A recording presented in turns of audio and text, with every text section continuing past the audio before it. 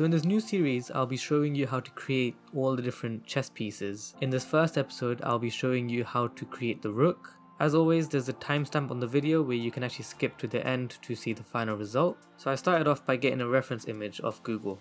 I aligned the reference image correctly to the viewport. Then I started off by creating the circle face because I know the object is rounded and therefore it'll make it easier for me to work with.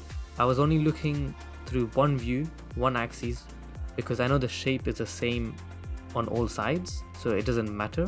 So I started off by aligning the circle to the base of an object, then adding a face to it, and then all I did was extrude and went up the shape. I added the subdivision modifier and implemented loop cuts to help round the edges on certain sides, and you'll see that in the video right now.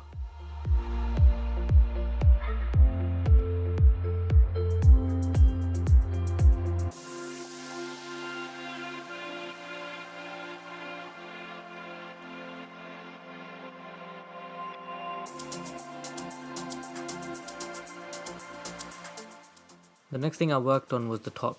I deleted the faces to create the gaps.